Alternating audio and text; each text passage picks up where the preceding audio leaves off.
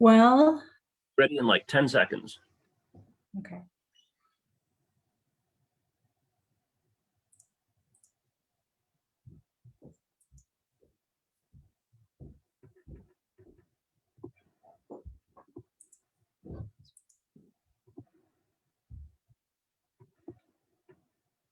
Okay, Liz, welcome. Thanks for joining us. We're live. It's all yours. Take it away. Okay. Well, hello, everybody. It's so nice to see all of you again. Here we are almost midway through February, and the next wonderful holiday coming up is Valentine's Day. So I thought it would be fun to talk about romance and courtship and marriage in 18th century Virginia, because I live in Virginia and because I love the origins of some of the traditions that we have today. But I will tell you that it was a little bit different in the 18th century than it is today. Right. So first thing we want to talk about is that in Virginia, we're really talking about the third and fourth quarters of the 18th century. Courtship and marriage was really about making this human connection. It was about family formation, really the cornerstone of forming communities. And that second half of the 18th century was a unique time period because the colony was pretty well settled. People were doing a little bit better economically. They'd had a couple of generations to settle in. And because of this kind of unique, more stable time, it really enabled and encouraged romance. And there are all of these different kinds of courtship rituals that come into play that eventually are pushing people to marriage and everything that marriage means. But before we talk about the 18th century, let's talk about the 17th century. And I have this wonderful map of the colony of Virginia. I'm showing you a detail. It's from the mid 18th century. This map, by the way, was drawn by Thomas Jefferson's father. Right? And when you look at this map, what you can see is that the settled portions of the colony are along the rivers. So for all of those of you who really love maps, you can trace where they came in, starting here at Jamestown, the English settlers, and then really worked their way up into and across the colony. And every place you see that name is a place where there were plantations or small farms or places where you could take your tobacco. And that colonization is important, right? Because while Virginia settled in 1607 by the English, we have African Americans and the first shipload of women who are coming in 1619. And both of those are for the same reasons, particularly the women, to really encourage families, to get people to want to stay and make a settlement in Virginia permanently. Okay? And certainly by the 18th century, they've managed to do that. So daily life in the middle part of the century was, it wasn't easy. It was better than it had been. It's a tobacco culture economy. People live in these very small, kind of almost disposable houses that you, like the ones that you see here. Tobacco is very hard on the soil, very, very hard. Okay, so people are sort of disposing of those houses and then going on to the next place. Right? Right. Right. So one of the important things that we're doing is establishing this sense of community, right? And so why is community important? Because we have multiple generations of family. People are building wealth. They're starting to build social infrastructure like churches. We saw the map and we have towns like Norfolk and Williamsburg and Alexandria, and people are copying English culture because, after all, we are in Virginia essentially English. Right. People also have increasing amounts of free time and disposable income. Right? And because of that, we have this wonderful period of time called adolescence. Right? And it's in that part of the century that adolescence emerges as this distinct period of life. Actually, childhood kind of emerges too. And that's happening not just in Virginia, but in all of the colonies, and it's happening in England as well. So when you have the Industrial Revolution that is freeing up some time for people, but also creating things that people want, they start creating things that are attractive to families and children. And so when adolescence emerges as this distinct phase of life, you see that girls especially are sort of taking the opportunity to enjoy this period between childhood and adulthood. So think about it from, say, like ages 13 to 20. That's when girls today, I think, are also really enjoying these distinct phases. They have the most power that they will ever have in their lives. They have the most autonomy that they'll ever have in their lives, because they're really not children anymore, but they're also not fully adults. Their educations have been completed, but they don't really have the responsibilities yet of being a married woman. And so this is really true across all socioeconomic levels. According to historians like Rebecca Fraser and Deborah Gray White, there are even girls who were enslaved are seeking to break from these parental strictures and explore kind of their feminine power. And I think any of you who have a teenage daughter at home probably knows exactly what I'm talking about, right? They want to assert themselves, and they're experimenting with where their roles are going to be in society. Now, boys are kind of similarly situated, but they usually have a lot less parental oversight to begin with.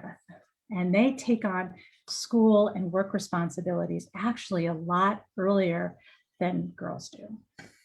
Hey, Liz, quick question for you. Actually, a couple questions. So Mhm. there's a little bit of a delay, I think, between Mhm. the video and the audio. Mhm.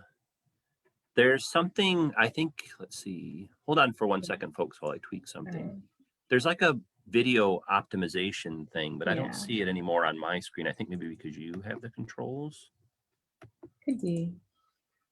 It's usually over like on the far right. Well, that's one question. Second question is, when I see your screen, I don't know if this is the way you want it. You take up most of the screen, then there's a box like in the center that's maybe like 20% of the screen. Is that the way you want it, or do you want it vice versa? All right. So that's what I was kind of curious about, is that we were going to try a different presentation software tonight, but I wasn't sure if the bandwidth would work. So what I'm going to do is... And see, now your screens... because I stopped sharing for a second. Oh, so no here's problem. What we're going to do is come It's fine. Like if it has to be this way the whole night, it's not the end of the world. It does not have to be this way the whole night, because I have backups for you. Ready? Hold on, folks. We'll get recooked in a second. The challenges of using new technology.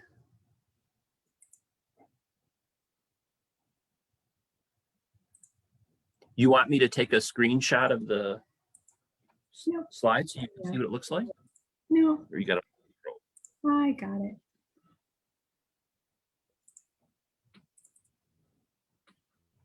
So thanks everyone that provided the feedback. Appreciate that.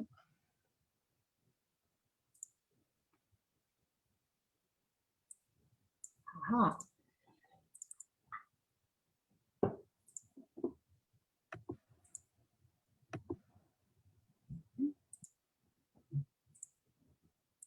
There you go.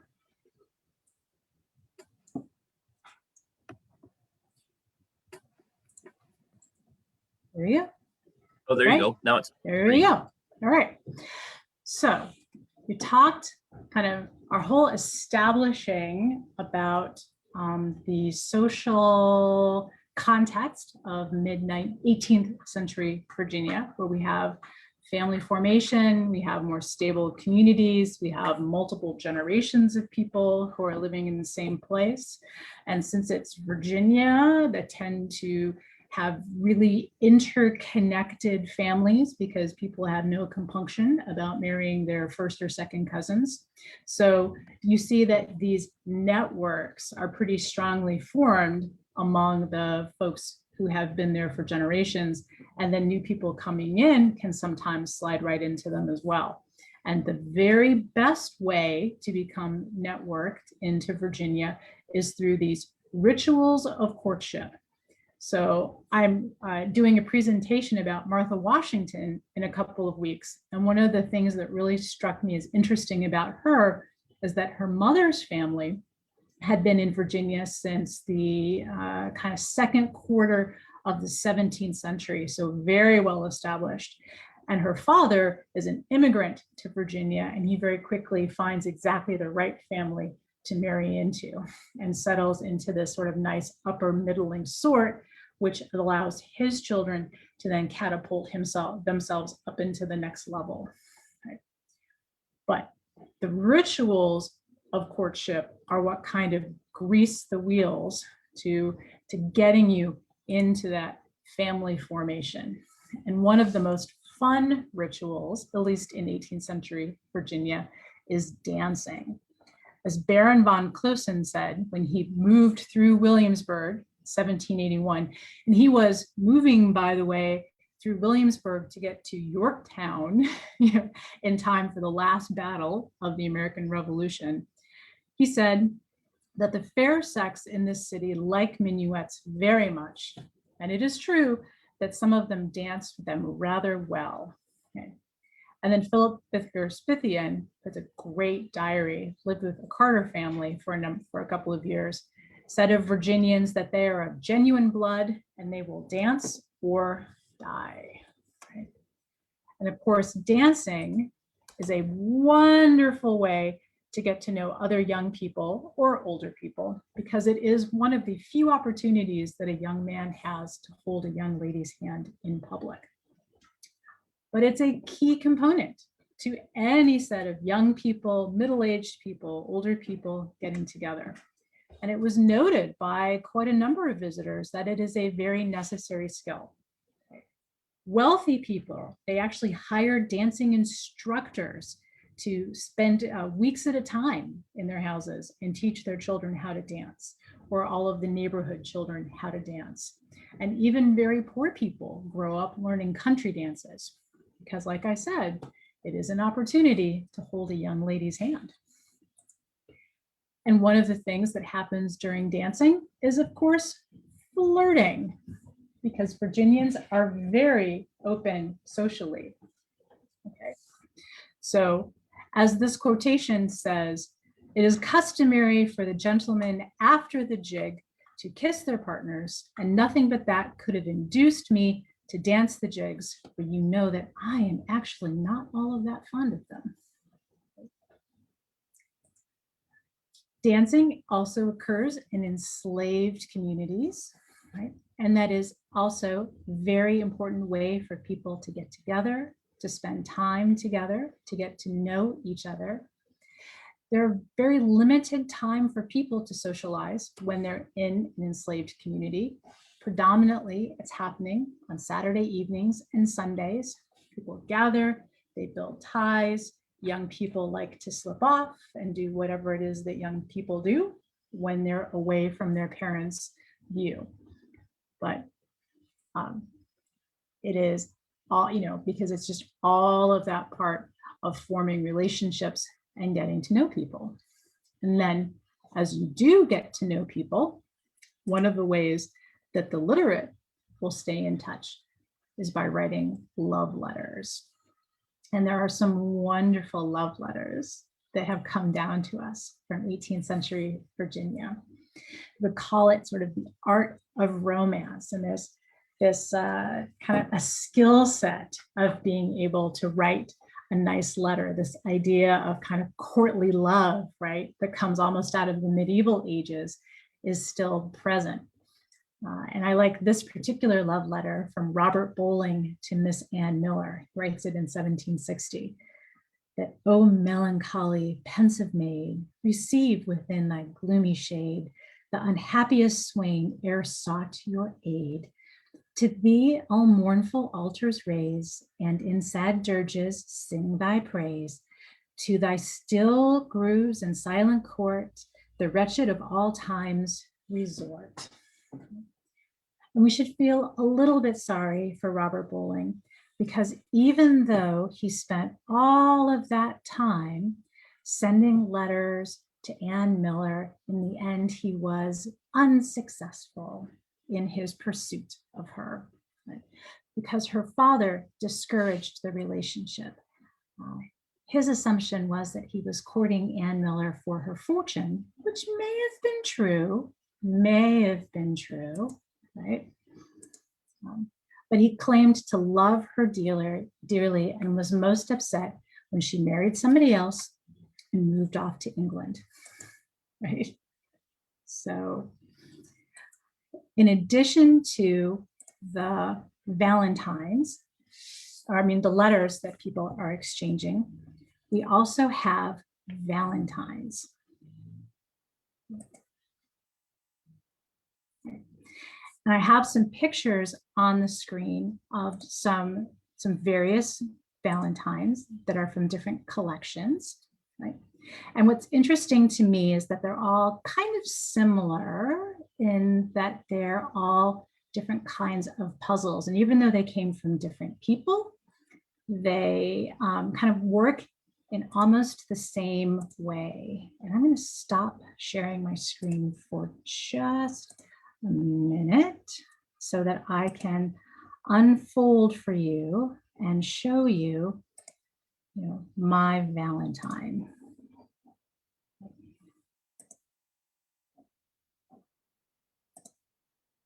Yep, except it won't let me do that.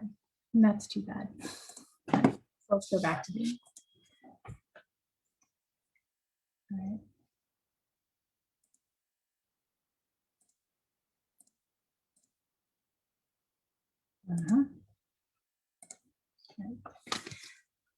So here's my Valentine. And the verse is written along the sides of the Valentine. And as you work your way around, you open each of the pages and continue to reveal the verses until you get to the center of the Valentine. And what I really like about them, this first one, this heart, my dear, it soon will break. Yeah, it's pretty wonderful, right? And a lot of work, a lot of art goes into these Valentines. Okay. So these romantic tokens are just one example of the kind of things that people are sharing, and that's in the white communities. But in the enslaved communities, where there's many fewer resources, letter writing is not really going to be an option. Communication is still important. And so young men take to night walking to visit their sweethearts. So young men who have fewer resources, again, really work on attracting young women's attention through this sophisticated kind of double entendre, really clever wordplay, teasing. They're mastering this really complicated system of symbolic talk that's important to show that your suitor was both eligible and intelligent, but it served to exclude outsiders like overseers and masters from this private courtship experience. And that young men also knew that demonstrating an ability to provide extra things like food and blankets was impressive in a community that lacked really basic necessities.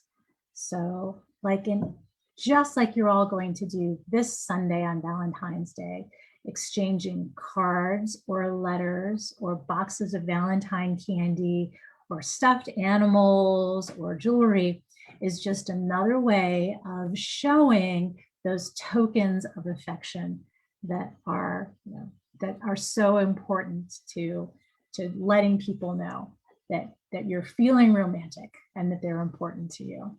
Right? And as you also all know, anytime somebody engages in a romantic endeavor or outreach, people really like to talk about it, don't they? because it's something that just attracts all of our attention. Who is seeing who? Who is going out with who, right? So the attention around romance is something that people very much enjoy, and it's the gossip. So Eliza Ambler in 1785 is having a really wonderful time because she has more than one boyfriend who is trying to get her attention. She was about 15, so she's right at that age. And she writes to her friend, "You know, I have never, with all my faults, betrayed one symptom of vanity. But now, if you should discover a little spice of it, you can wonder, just at this moment are at my entire disposal two of the very smartest beaux that this country can boast of." So the boys woo and pursue, and girls enjoy the chase. Right? But even though the boys woo and pursue and girls enjoy the chase, well, sometimes jealousy is going to rear its ugly head. So there's always going to be a little bit of competition. And if you thought that, the mean girls and the gossip and the talking behind the backs was something that only happens in contemporary society, it happened quite a bit in 18th century society as well. So as Anne Blair is complaining about how stands your heart, girls, Betsy Blair and Sally Sweeney does not content for one, because Betsy gave her toast to Lieutenant Sharp, lieutenant on board the Ripon, and they actually have sort of a mock duel over their attention, right? And then we see Robert Bowling is again complaining about a certain coolness in her behavior, and Anne Miller. So with her last had piqued me, and I determined to make her smart for it. So he spends the evening paying attention to her friend, and she became so jealous that in her resentment, she threw herself on the bed, exclaiming with a visible mortification, "Such scenes," right? And I'm sure he enjoyed that as well, right? So when they're not throwing themselves upon beds and writing letters and viciously gossiping about their contemporaries, one of the ways that they're more formally partaking in courtship rituals is by the social beverage of drinking tea. Now, I love this fellow, Claude Victor Maurer, who in 1782, he's a visitor to the city of Philadelphia, and he had sort of, he didn't understand, I think, the social manners or the mores that he was encountering in America, because he went to the lady's house and he partook of a most excellent tea, and I should be even now still drinking it, I believe, if the ambassador had not charitably notified me at the 12th cup that I must put my spoon across it when I wish to finish with this sort of warm water, because he said to me, "It is almost as ill-bred to refuse a cup of tea when it is offered to you, as it would be indiscreet for the mistress of the house to propose a fresh one when the ceremony of the spoon has notified her we no longer wish to partake of it." So what he was not aware of is that it was considered rude to leave somebody's teacup empty. And he actually had to visibly signal to the hostess that it was time to stop. And it is a very complicated set of rituals that people need to get to learn. All right. So tea or tea parties are occasions that are turned over almost entirely to teenage girls. So while tea equipage, right, is very expensive indicator of wealth, it is a wonderful way for young women to start testing out their hostessing skills. So mother is in charge of dinner, right? But tea held about 5 o'clock are social gatherings where girls and other young people are sort of flexing those social muscles. This is a portrait of Nancy Shippen. So Nancy Shippen from Philadelphia was renowned for her wonderful tea parties. George Washington attended her tea party with his nephew Bushrod who was at that time courting Miss Nancy. Right. So her mother, Alice Lee, was the sister of Richard Henry Lee and Frances Lightfoot Lee, who those of you who live in Alexandria and Arlington, Virginia are well familiar with. Frances Lightfoot Lee actually owned the lot in Alexandria that the Lee Fendel House now stands on. So this young lady was an occasional visitor to Alexandria. When I say that she was renowned for her tea parties, right? She wrote letters about them, and she talks here in this particular quote that Miss Allen and the Mrs. Chu drank tea with me and spent the evening. There was a half dozen agreeable and sensible men that was of the party. The conversation was carried on in the most sprightly, agreeable manner, the ladies bearing by far the greatest part. Till 9, when cards was proposed, and about 10 refreshments were introduced, which concluded the evening. Okay. So the way this works is that the young people come to tea. So dinner's actually over. So you have dinner about 2, maybe 3 o'clock. And so they partake of tea. Everyone is served tea. They have conversation. And then as the evening rolls forward, then you might have cards or dancing or some other social activity. So there's this kind of a rhythm to the tea party. Older people who are there in the beginning eventually fade away. They give way to the younger people. Now, this is a pen and ink diagram of one of Nancy Shippen's tea parties.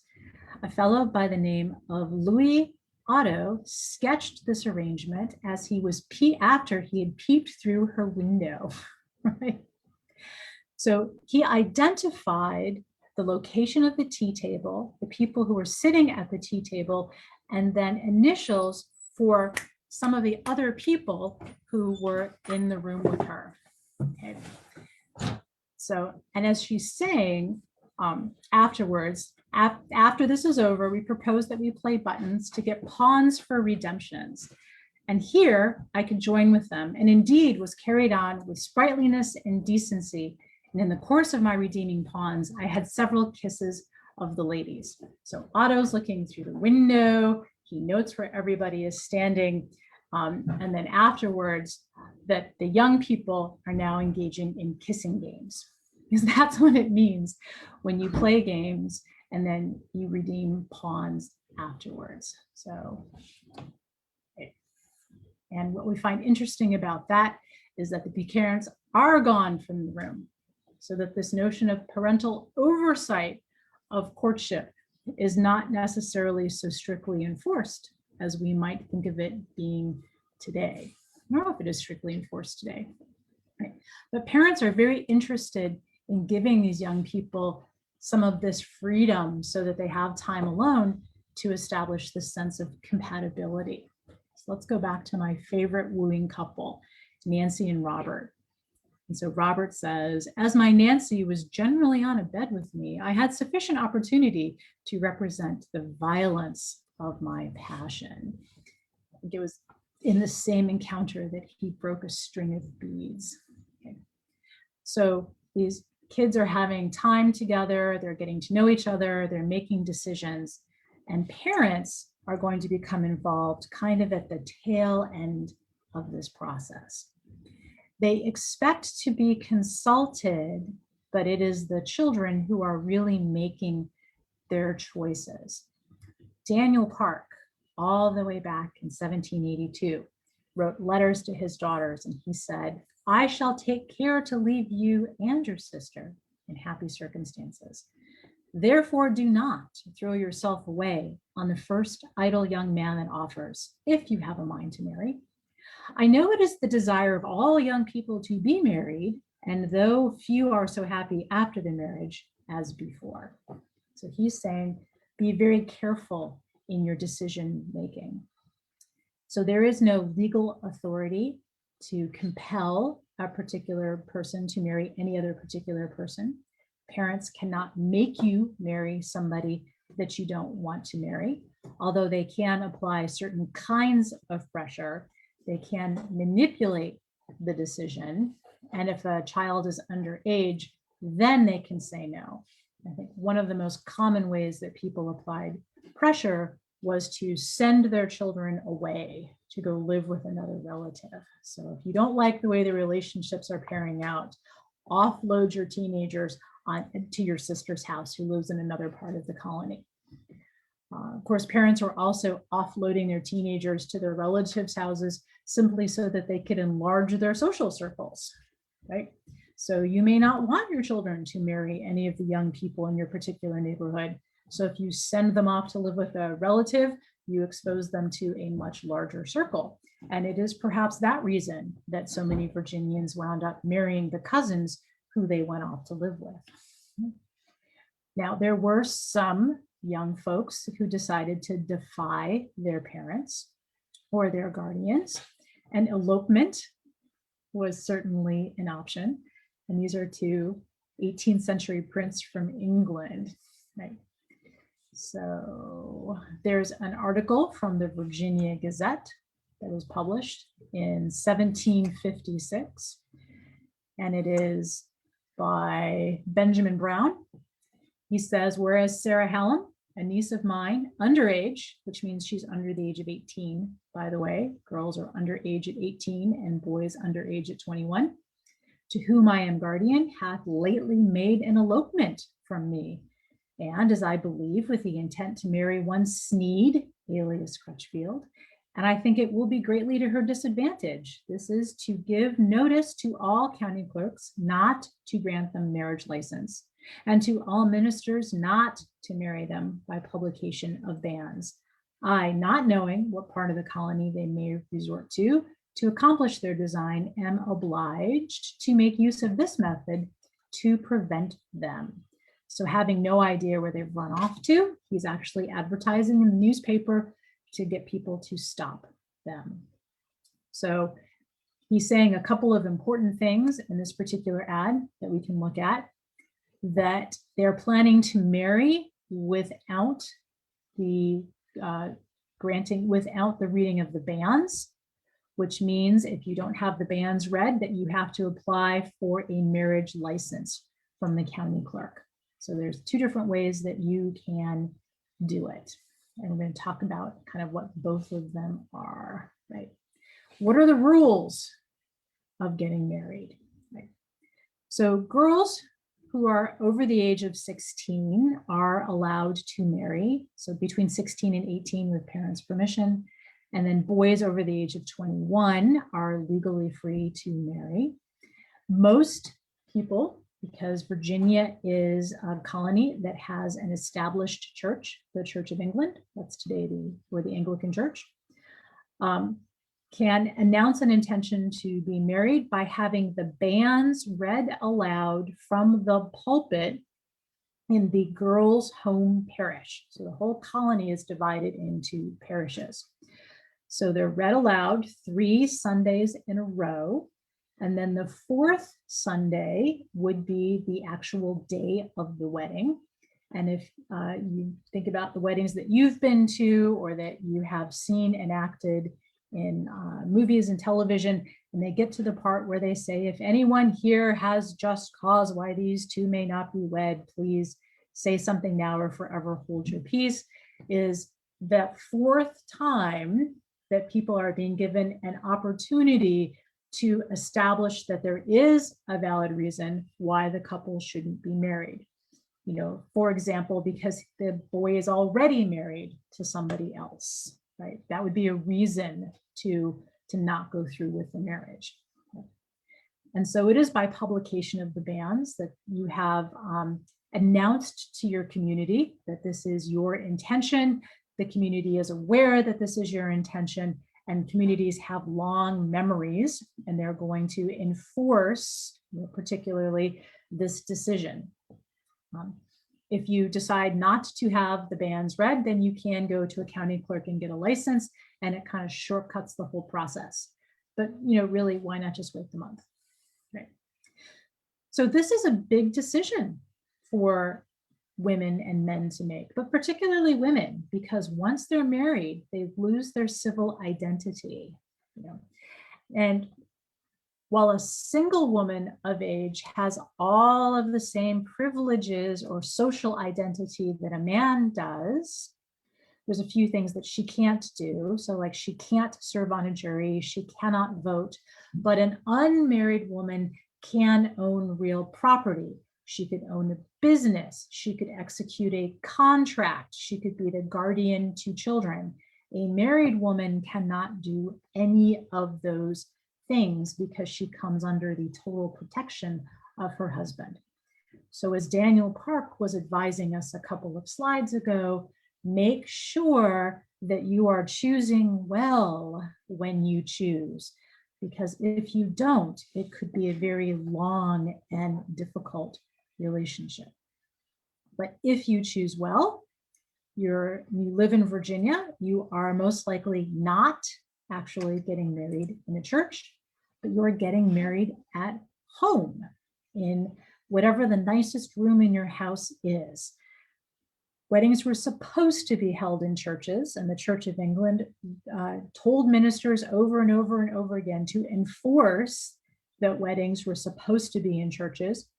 But the power imbalance between the people who paid the minister's salary and the minister meant that those who paid the salary had more authority and were able to call the ministers to their houses. And this is on the wealthy, but also the middling sort as well. Now, lots of weddings are held actually in the winter time. So December, particularly between Christmas and Twelfth Night, is a very popular time for people to have weddings. There's fewer chores to do. Families are already getting together. Those 12 days of Christmas are a time of celebration anyway, so it all kind of wraps together very neatly and nicely. George and Martha Washington were married on Epiphany or Twelfth Night. And there's these kind of wonderful, fun traditions that evolve around the marriage ceremony. So here we have a couple pictures of a couple getting married. And then you can see in the bottom their wedding table. So there's this great cake in the center of it. It's like a fruit cake kind of consistency. And then there are pyramids with sweetmeats and fruits and dried fruits. And then the whole thing is decorated with this white paper chain. So we have some kind of wonderful descriptions from the 18th century of these tables. When the feasting is over, you can take that fruit cake and save a little bit of it in a tin of alcohol and then have it on your first anniversary. If you really dare to, if you choose to. Yeah. A couple of kind of lower sort and lower middling sort and middling sort traditions are the racing for the bottle and then tossing the stocking or stealing the slipper. So I have a picture here of people racing their horses. And this was an English tradition as well. So if you were married in the church, then there would be a race from the church to the bride's house for the feast. And the first person to arrive would be given a bottle of alcohol. So that is your reward for having been the fastest and the most fleet. Okay. Another interesting tradition is called the tossing of the stocking. So a wedding can go on, the celebration, for a couple of days, but on the first day, at some point, it is time to put the bride and the groom to bed. And so their friends would actually escort them into the bed chamber and turn down the covers and tuck them in. But before they tucked them in, the groom would take off a stocking and the bride would take off a stocking, and they would sort of fold them up into balls. And then their friends would take turns with the stocking, tossing them over their shoulders behind their backs to the couple laying in the bed. And so the first boy to nail the groom with a balled up dirty sock would be the next one to marry, and the same thing for the bride's female friends. Right? If you managed to steal the bride's slipper during the course of the evening, then she owed you a kiss to resume to get her shoe back, so she could participate in more dancing. it is really important that when people get married, that there is this very public display of it. So there's no slipping away like today and quietly eloping, because while there are records and the church keeps records of marriages, paper records are subject to being damaged or lost or burned or mutilated. So when you have public witnesses to the marriage and the community knows that it's happened and they've participated in it, then that is as good as the force of law. And there are multiple occasions in the 18th century when people are called to testify in court that yes, this couple had been legally married, that they were witnesses to it, that they saw it happen, that they participated in it, because without that physical record, sometimes there might be a question down the road as to the legality of a marriage, particularly if, say, the property owner died, perhaps even intestate, right? And there was a dispute over the will. So it does happen that occasionally people need to call those witnesses back into the future to protect some sort of a property right. And marriages are recognized in that way in both the Black and the white communities. And particularly in the Black communities, sometimes to the owner's chagrin, right? So enslaved people are forming life partnerships, right? There is no legal marriage for an enslaved person, but people still want to have families and stability, emotional stability and partnerships. So when a match is made, people in various communities form or devise different kinds of rituals that are recognized by the community to signify that these people have come together into a life partnership. And a lot of these have very similar elements to any wedding throughout the ages. An elder of the community will speak words over the couple. By the time we get to the third quarter of the 18th century, there are a good number of Black preachers. The Baptist Church has really started to take hold in the colony, not the only alternative church. And there are ministers who are using the marriage ceremony out of the Book of Common Prayer and using various passages from the Bible. So whether it's a Black Baptist preacher or a white Baptist preacher, sometimes a slave owner or an overseer would actually engage in the ceremony, right? Afterwards, the man might give the woman a blanket, or the couple might jump over a broom or a cane. So these, remembered different sorts of cultural elements from the past. According to tradition, whoever jumps higher is going to rule the household. So you might want to jump as high as you can. Like I said, these unions are recognized, even though they're not legal, across communities. George Washington's 1799 Mount Vernon census shows 96 married enslaved people who were living on his 5 farms. So he is linking them together and then showing, who the mothers are of the children. So he's acknowledging that there are these relationships. When you look at this list and then other lists of people from other plantation owners, from other slave owners, you'll see that it is very common for married couples in enslaved communities to not actually live in the same household. So of these 96 married couples, only 36 live in the same household as their spouse and children. So 38 more of them had spouses who lived on another of Washington's farms, and still others were married to people on other plantations or to free individuals. So it's more common for families to not live together than it is for them to live together. And there's a number of psychological, social, and emotional and physical reasons for that. But family formation in any community or marriage is really for life. There is no divorce in 18th century Virginia. There is an 18th century Connecticut, but not in 18th century Virginia, unless you could get a bill passed by Parliament, which is simply not going to happen. Right? So again, as Daniel Park says, make very wise choices. That family unit is the smallest unit of society. The man is the head of the household, who's responsible for all of the members of his household who form that family, and they're all dependent on that unit to then be representing to the greater society. And so when you start thinking about that transition, from adolescent girl to being an adult woman, it is a very radical change, is it not? And there are a lot of girls who love courtship.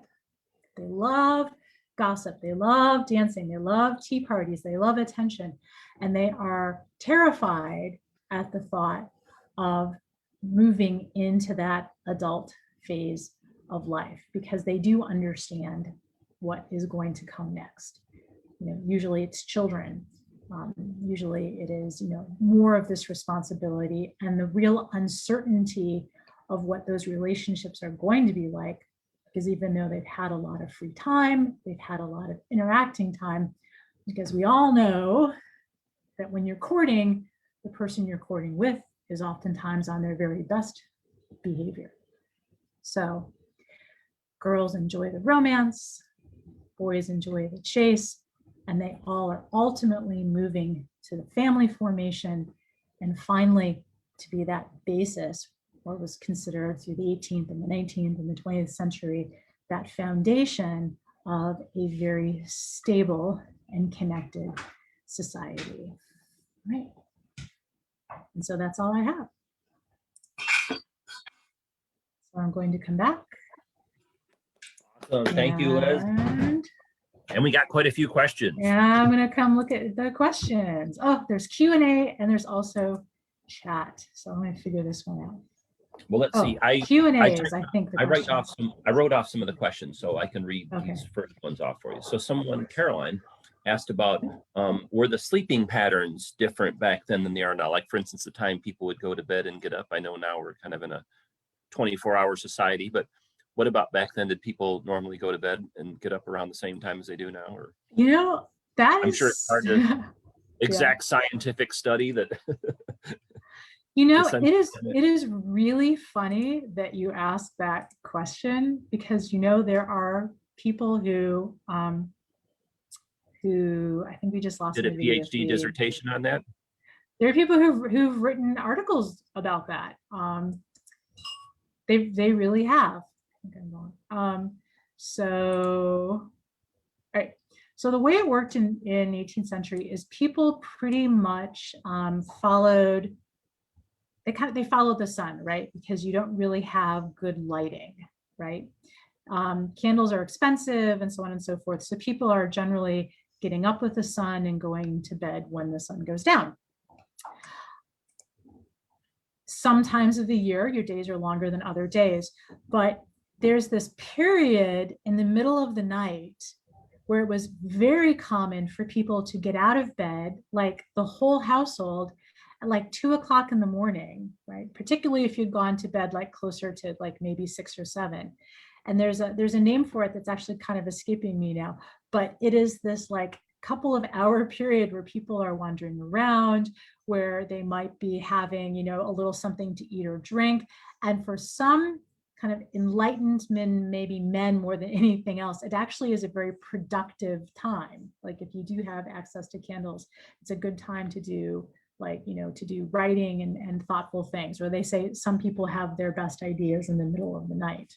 So those patterns, they are a little bit different. But pretty much it's, has to do with the sun.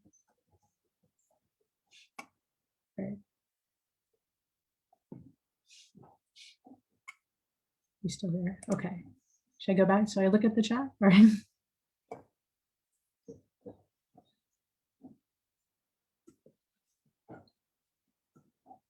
Robert, are we still there? Yeah, 2 different sleeps, just like Margaret said.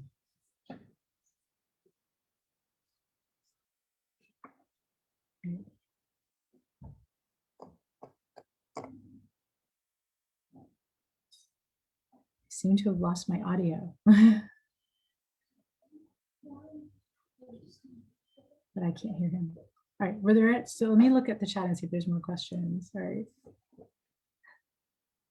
Oh, what do the newlyweds wear to bed before they're being tucked in? Well, so you can, take off your jacket. You can take off like so a woman's gown is usually in two pieces where she has the like a robe kind of that comes down the front on top of stays in a shift. So they're not going all the way down to say to nothing, but most people, are essentially going to bed in their first layer of garments. So for men, a shirt that kind of goes down, and a shirt in the 18th century goes down to your knees and you tuck that into your breeches. And then women are wearing linen, very loosely structured, sort of look like what a nightgown would look like to us today. And that's their first layer of clothing. And then stays go on top of that and clothing on top of that. So when they're putting you to bed, it is not quite stripped down to your shift in your shirt, but also not in, all of your finery. Because they're not staying past the throwing of the socks.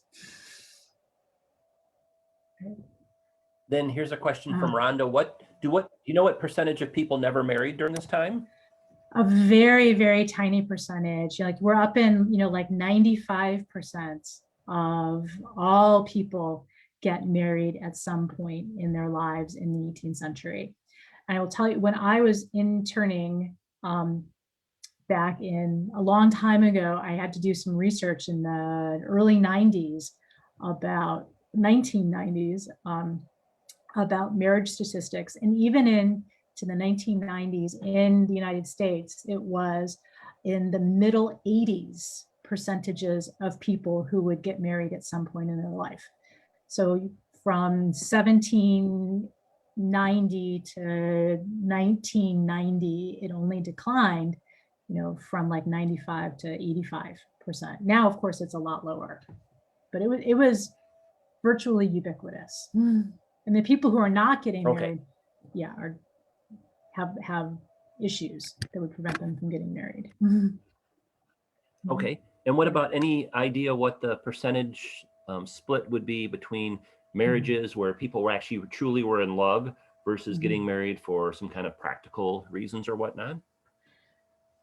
It is, it evolves, right? So marriage in the 18th century is much more practical than it is purely romantic. So there's a romantic component to it, and people are encouraged to pick a compatible partner, but there is this sense that that you're doing it for very practical reasons. Like it is very common for people who are widowed, either men or women, to marry again very quickly after losing a spouse, because it is incredibly difficult to go about day-to-day life without having another adult in your household, because there is just that much labor and there is a division of labor.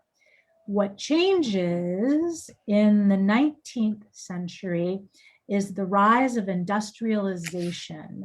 Okay, so when people are living predominantly on farms and in rural areas, there's a lot of pressure for people to be married. But when you see the economy moving towards wage labor, which is different than owning your own small farm business, then women's opportunities in some ways, they become less important, right, in the marriage relationship, because they're not bringing the same economic value to the marriage that they would have in a farm community. I just read a really interesting article about how Jane Austen's novels in the early 19th century kind of highlight this, because women have so few options other than marriage, right? Because they have so few work opportunities. So that has to become a real goal. And then you start to see this kind of power imbalance too between men and women. It's also when they invented things like, greeting cards, and you start to see like an even more florid cult of romance. Yeah. Yeah, and I would think to a certain Mhm. degree, there would be some women that would want to get out of the Mhm. parental house. Like, I know it's not the exact same scenario, but like Mary Right. Todd supposedly Yeah. didn't get along with her stepmom. And so she Yeah. left Kentucky to go live with her sister in Springfield and then met Abraham Lincoln and whatnot. So I imagine maybe that would be part of the factor as well. Just can't Mhm. stick living with your parents anymore Well, for both sexes. for both sexes, well, or maybe you have lost a parent, right, and you are living with step parents, because it is more common than not, right, for someone to lose a spouse and then, like I said, to remarry. There's some children, especially in the 17th century, who lost a parent, other parent remarried, so they have a step parent, and then their biological parent dies, and then the step parent remarries, and now they're living in a household where they're not biologically related to either parent. Oh, wow.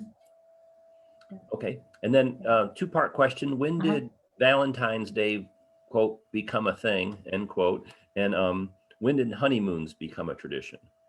Well, of either of those two things? Yeah, Valentine's Day it's a 19th century invention. The first Christmas card was commercially printed and sent in, I think it was like 1840 something, right?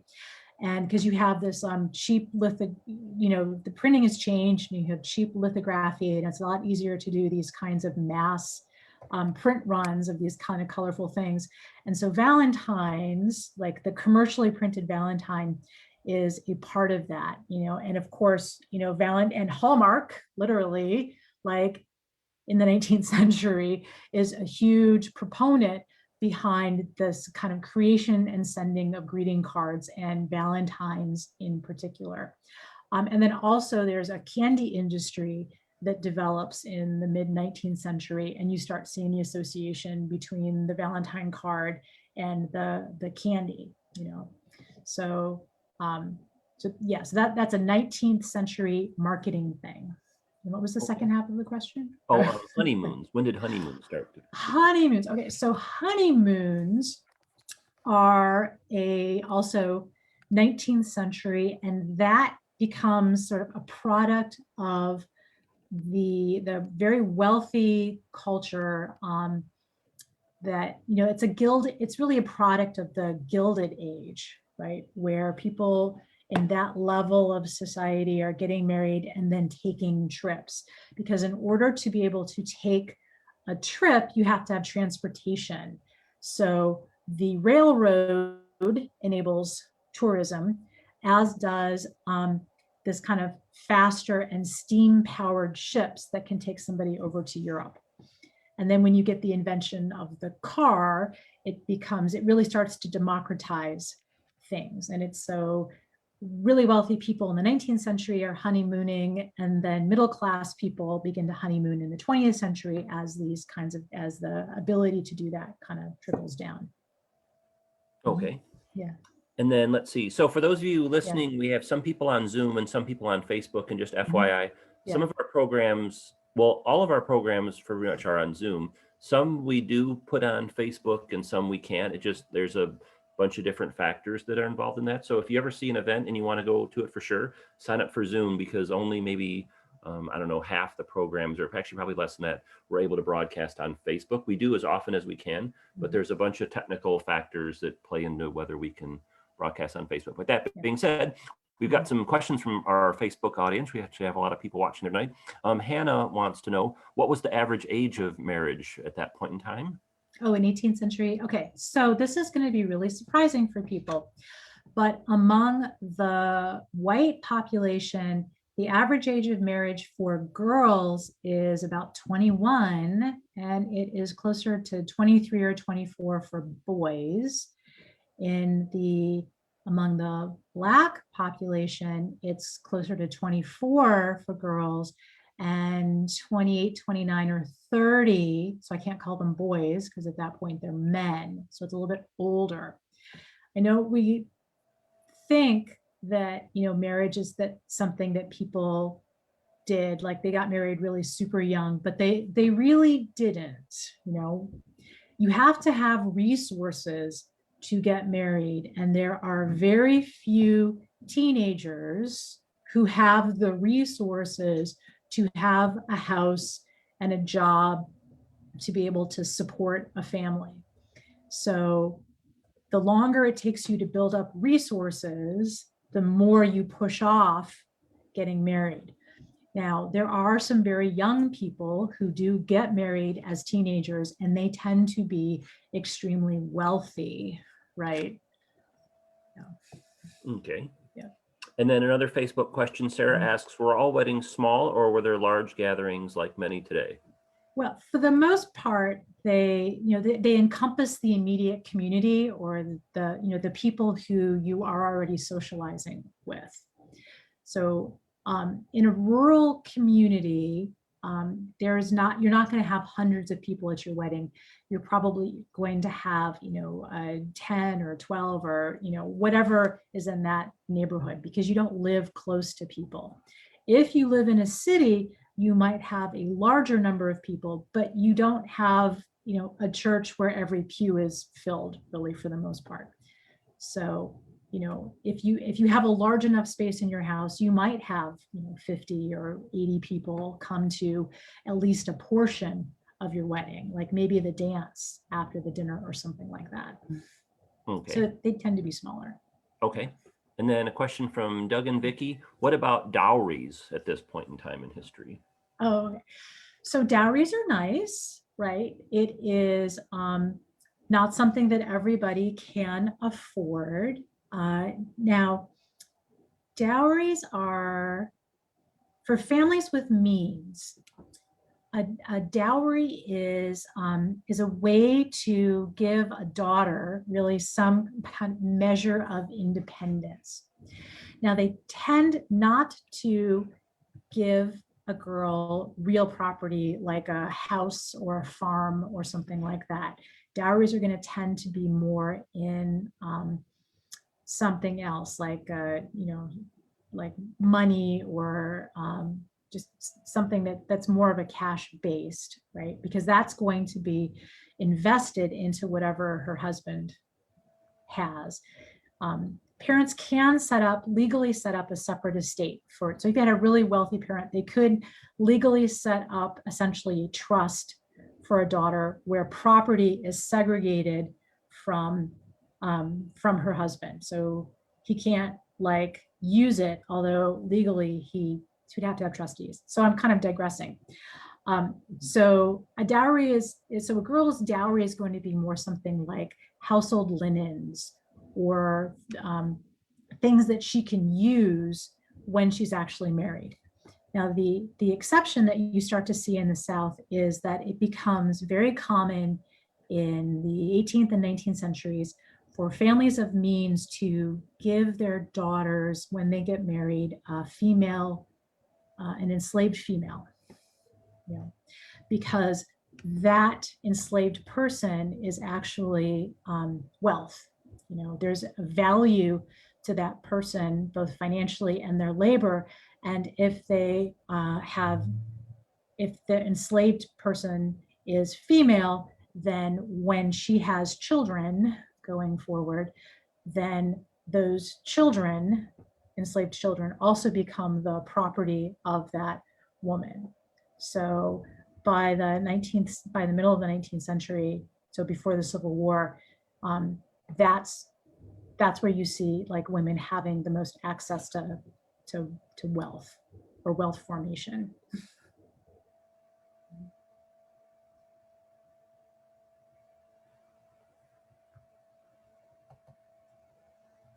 You have more questions? Oh, sure. Okay. Let's see, a couple more came in. Hold on one second. Drink my tea. Rosemary from Facebook asks, how common, so it sounds like it was not uncommon for a woman to be married more than once because the first spouse passed away. So she says, how common was it for a woman to have a series of spouses where the first one or two died and they remarried?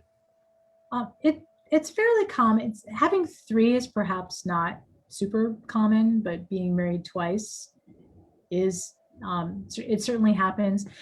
But it happens most when the woman's has young children, right? So women with young children and their husband die are going to remarry much faster than a woman who has adult children, okay? Because so, and that has to do with a lot of different factors, but including, well, mostly because it's, as you all know, it's really hard to be in charge of young children, right? Like that's a lot of work. But in Virginia, widows are entitled to the use of 1/3 of their deceased husband's estates for the remainder of their lives. So if your deceased husband had a considerable estate, then the use of 1/3 to support yourself on is not, it's not always great, but but it is something that can be very helpful. And if it's enough to live on, the incentive to remarry, because it would be an economic incentive primarily, is not necessarily there, particularly if you had children who were financially able to support you or wanted to be able to support you. And it's also the case that if once your husband died, then you regain portions of your civil identity. So while a married woman could not, say, run a business because she can't legally execute a contract, right? You can't sue in court, you can't enforce, any of the ways of doing business. A single woman can. So a widow could take over her husband's business. And that is a fairly common thing to have happen. I think you see that men are kind of more anxious to get remarried right off the bat at any age than women. Okay. And then what about, let's see, Helen asks, why were enslaved spouses more likely to live in separate locations? There's there's a couple of different reasons that we think behind it. And one of them is that it is really difficult. Now, slavery is it's an invasive, psychologically very damaging, I say pervasive situation to be in. And it is incredibly difficult to see close family members in a day-to-day when they're being subjected to all kinds of emotional and physical hardships. So having a little bit of psychological distance and seeing your family more on the weekends is just a little bit easier. There are also very strong social prohibitions in African cultures against marrying your relatives. And so for people who had been a couple of generations in a particular farm or quarter, you get to the point where almost everybody there is related by blood. And so you have to go outside of that to find an eligible partner. Okay. And then let's see, this is an interesting question from, well, they've all been interesting, but this one, let's see, from Mary Sue, was the courtship for widows and widowers different than people that had never been married before? Oh, it just because they're older, right? Just because they're older. And you do all of those kinds of fun things when you're young and you're in love for the first time, right? And by the time you've already done it once, and this decision to get remarried is generally going to be far more practical than it is romantic. So you kind of strip some of that away. Although I still encourage all of you to give your sweethearts like candy and flowers on Valentine's Day because romance is good. Okay. Jordan asks, says that he really likes the love stories that you use. Is there one more favorite that you didn't have time to share with us yet? Oh, about love stories? Oh. And that's from Jordan. Oh my gosh. So Jordan must be think about that. Oh, Jordan, I'm going to have to think about that. Are there any more fun love stories? Well, Martha Washington, you're going to be talking about Martha Washington, George Washington. We're talking about Martha Washington. That's kind of an exciting story. So Jordan, you'll have to come back in 2 weeks when Liz tells us how George Washington wooed Martha Custis. Yes, he swooped in. She was a widow, and she had some options, right? She was the wealthiest single woman in the entire colony of Virginia because her husband was that wealthy. And so she had many potential suitors who were pursuing her. And interestingly enough, she chose the guy who wasn't the wealthiest or the best connected, but he was the virile, sexy young hero of the French and Indian War. And the guy who was in second place was a twice widowed father of something like 12 children, 10 of whom were still living at home. So. And wasn't George Washington a good dancer? He was an excellent dancer. He loved to dance, and he kept dancing well into his his middle years. Martha gave up dancing when she was in her 40s, and he kept going. Right. Yeah, people probably have a Loved hard to time dance. visualizing that because you always picture George and Martha Washington kind of older in life. But I guess back in the day, they'd like, dang, look at that George Washington guy. He's really getting down. Yeah, he was. Yeah. He was the John Travolta of Virginia, huh? Yes. Well, you know, the more you dance, the better you get at it. Okay. Let's see. I think we're getting close to the end of the questions. Yeah. Let's see. Oh, here was I think the answer. So Carolyn asks, what happened to the remaining 2/3 of the husband's estate that went to the children? Well, if they had a will, okay, so if you had a will, then it would go to whoever you willed it to. So in England, you have primogeniture, which means that the entire estate passes down to the oldest son. We don't have that in Virginia. So you can leave your estate however you want to. And if you wanted to, you could will your entire estate to your wife, right? And that happens sometimes. Most often it is divided in some way, shape, or form by will among the children. But if someone died without a will, so they die intestate, then the court actually divided the other 2/3 among the surviving heirs, who would be both male and female. So that is how, when Martha Custis's first husband, Daniel Parke Custis, died, no will, 1/3 of the estate went to Martha Washington as her dower share, and then another 1/3 of the estate went to her daughter, and the other 1/3 of the estate went to her son. It just wasn't divvied up, you know, the pieces of the estate weren't divvied up in exactly the same way, but they each got 1/3. And then when Martha dies, right, because even after she marries George Washington, she still has her dower share all the way till the end of her life. And then that dower share was divided up by will, because she had a will, among her 4 surviving grandchildren.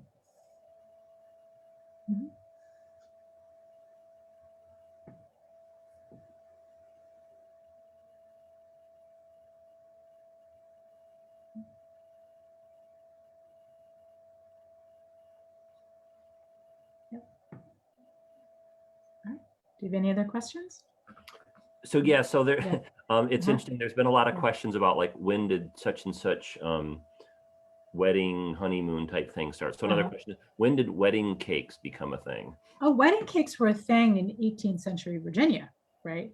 So they go back almost to medieval times, right? So this notion of like the feast and having a great cake and a feast cake.